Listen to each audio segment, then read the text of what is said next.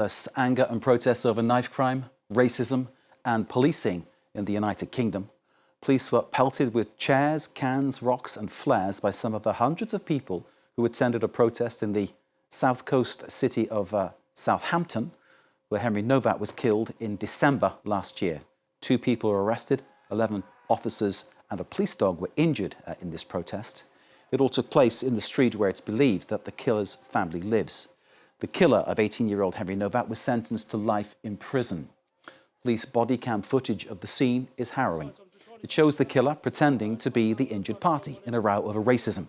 He's the gentleman with the long hair.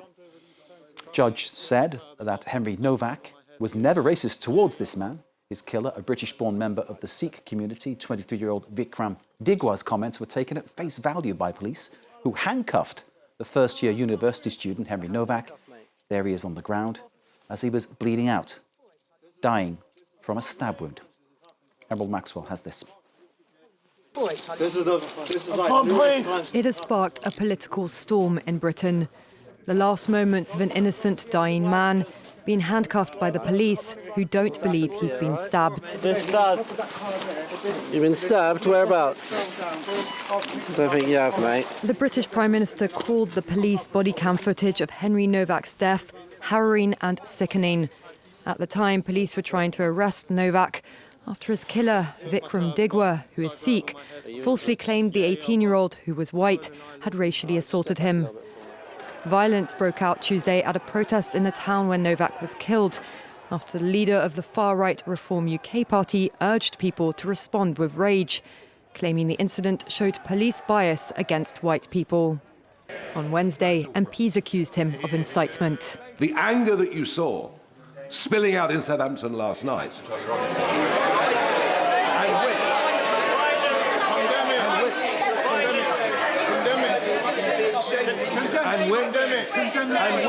is in danger. Condemn the violence. Which is in danger of getting considerably worse.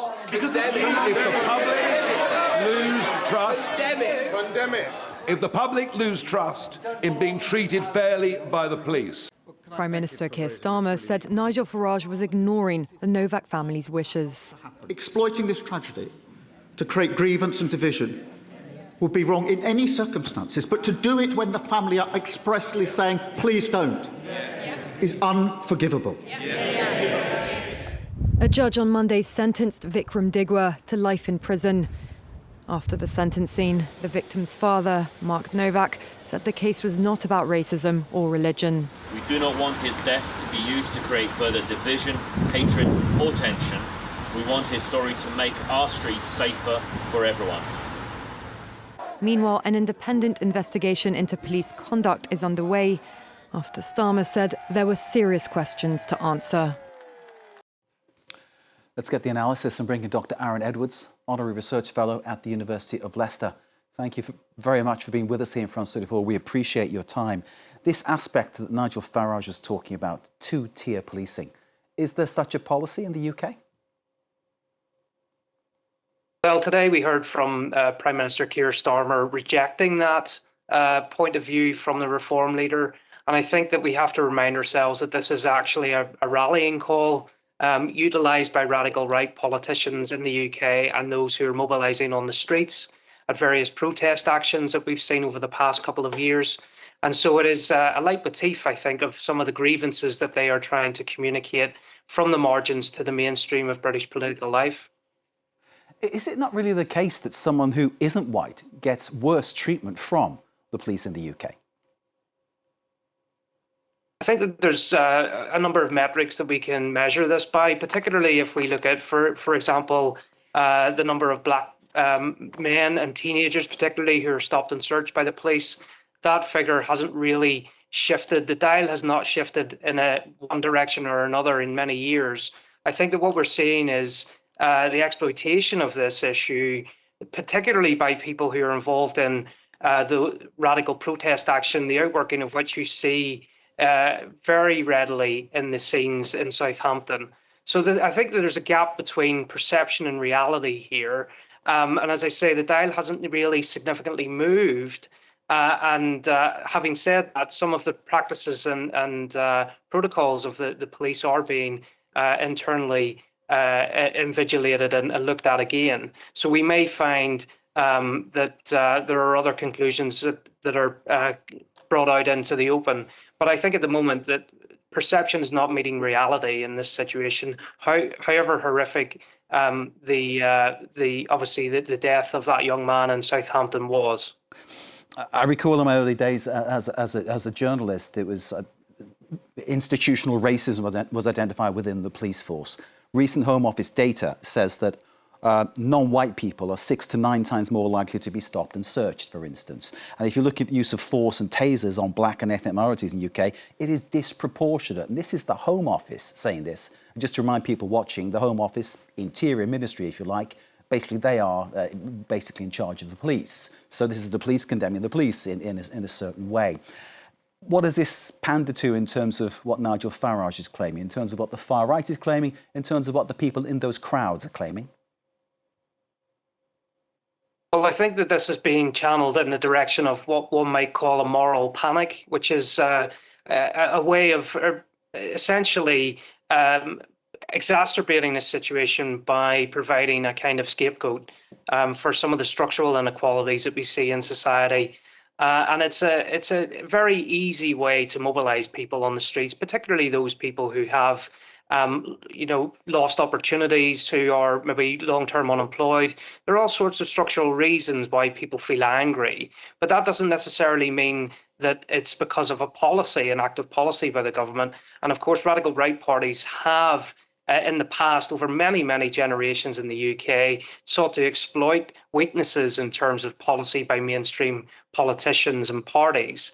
And the two-party system has held in the UK for quite a number of years, but now we're seeing a significant political challenge from reform. And I think that this is, at the moment, unfortunately, the political context is such that we are seeing a challenge by Nigel Farage and his party that may have significant electoral repercussions further down the line for the government. So the government, I think, are trying to hold fast on the reality of the situation and to articulate that case to the British public. But we're seeing this populist challenge from the right, which of course is feeding on perceptions, some of which are not really founded in reality. And promoting this moral panic that I've mentioned. Yes, the family of Henry Nowak did actually appeal to politicians not to cash in or try to cash in on the tragic death of their son. Nigel Farage ignored that and tried in the House of Commons to make a statement regarding what he called two-tier policing. And he was very much verbally redressed, almost floored, I'd say, because I watched his face as it happened, by Keir Starmer, the Prime Minister, who perhaps gave one of his strongest performances as Labour leader in questions. The thing is, though, the people who are seeing a solution in Nigel Farage, as you pointed out, are seeing in their own daily lives things that they can't change, and they feel that they've been shortchanged in some way, shape or form. How do you get through to those people that really it isn't a solution to pick on people around you who don't look like you? Well, it's very difficult because anti-establishment parties are quite, popular across Europe and further afield. And so they are using essentially a playbook that has been used in many, many occasions in many places before.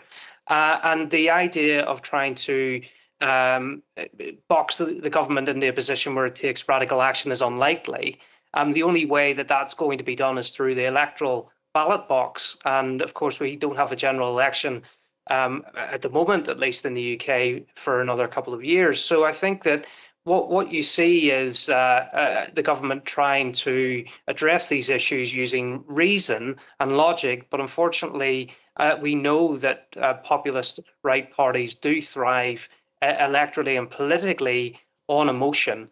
And so that's very, very difficult, especially getting through to people who are unhappy and who are fearful, perhaps, who are anxious about the future and who are not seeing reassurance in terms of centrist political parties in the UK or elsewhere.